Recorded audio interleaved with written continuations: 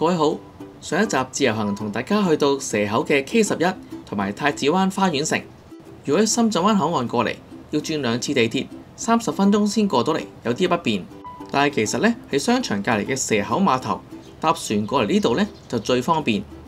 過關呢，極之少人，50分鐘呢，就可以由上環過到嚟呢一度啦。所以今次呢，就同大家介紹下。睇之前可以先訂閱我嘅頻道。如果能夠讚好同埋分享俾你哋有需要嘅朋友就更加好啦。好啦，我哋立即去片。因為太子灣站呢同深圳灣口岸嘅站唔係同一條線嘅，所以要轉2次車，30分鐘先過到嚟。又安檢又要逼地鐵，都幾唔方便嘅。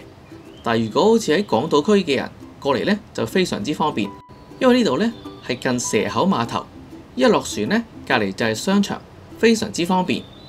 每日都有5班船由香港上環去深圳蛇口，或者蛇口呢去上環嘅，啲航班嘅時間呢都唔錯嘅。首先呢，講下點樣買飛先啦。最簡單呢，就喺小程式揾翻船票通。今次呢，係主要講由深圳蛇口去香港上環嘅。入到嚟首頁呢，就揀翻深圳去香港，因為呢會有分去機場定係去上環嘅，所以買飛嘅時候呢，就會睇清楚。因為價錢呢都會有唔同，之後呢，就揀翻係坐普通位定係頭等位，因為買飛呢要實名登記用回鄉證資料嘅。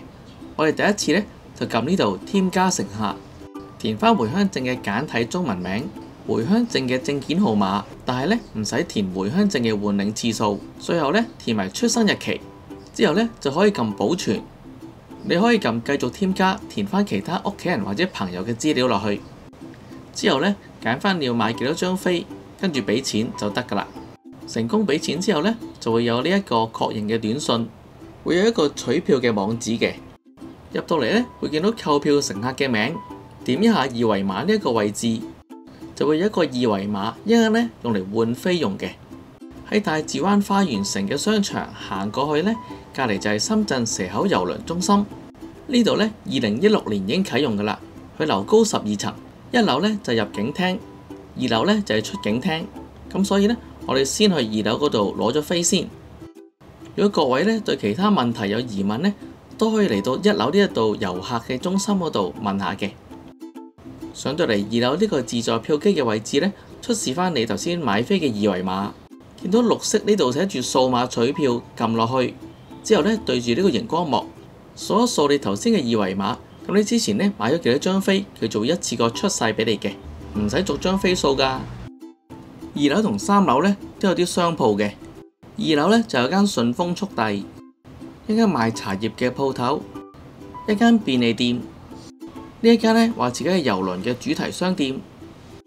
大疆呢都喺呢度開咗間鋪頭嘅。當日呢仲剛剛有啲比賽進行緊。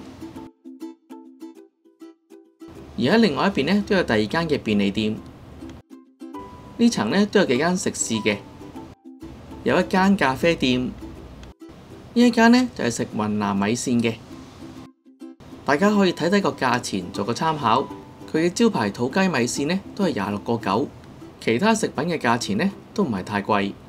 另外一邊呢就有間冰室，食下雞蛋仔即食麵咁樣。而隔離呢都有啲大型品牌嘅餐廳。呢兩間呢，睇落個環境呢就舒服啲，不過個價錢呢就貴少少。同埋有間陝西麵館，都係呢以食麵啊呢啲簡餐為主嘅。之後呢，上3樓睇下，有間瑞幸咖啡都幾多人幫襯。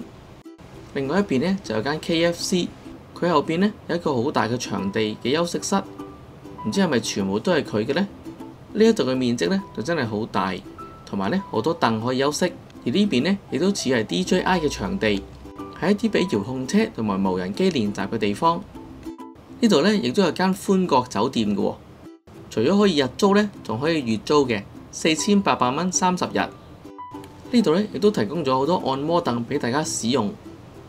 咁開船前1個鐘呢，就可以入閘㗎啦。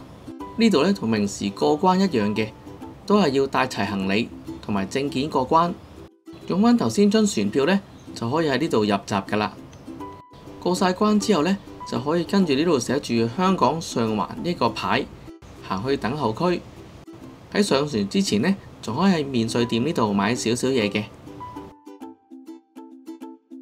呢個等候區呢，都有少少設備可以提供俾大家使用嘅，有2部自動售賣機賣嘢食同嘢飲。呢部水機呢，有冷熱供應嘅，如果帶咗杯麵呢，都可以沖下熱水。亦都有個充電櫃俾大家臨上船之前呢，幫啲手機啊、平板插下電咁樣。開船前10分鐘呢，就可以登船㗎喇。登船呢，就要睇返你唔同區域去返唔同嘅登船位置。不過呢，因為唔係太繁忙，大部分登船嘅位置呢，都係喺呢個 A 區嘅。攞返頭先張船飛，再加埋人面辨識就可以登船㗎喇。喺搭船嘅時候呢，會有一段呢啲嘅小嘅路嘅，亦都有呢個凹凸不平嘅小斜路，所以長者同小朋友呢就要小心，因為大型行李手推車係唔可以呢更新嘅。入到去呢，佢會有一個位置俾你安排放低，會俾個牌仔你落船呢換返件行李嘅。開船前呢，都有啲煙同埋酒呢係售賣嘅，有興趣呢都可以同服務員講。之後呢，夠鐘架船就開㗎喇。非常之準時，船程呢大概係50分鐘，沿途呢仲可以睇下海景添。咁50分鐘呢好快就過，跟住呢就會嚟到上環嘅順德中心碼頭。船程又快又穩定，而過關嘅時候呢又唔使同人逼。今次嘅體驗呢都唔錯嘅，希望大家鍾意今次嘅分享啦。好，今集就去到呢度，我哋下次見啦，拜拜。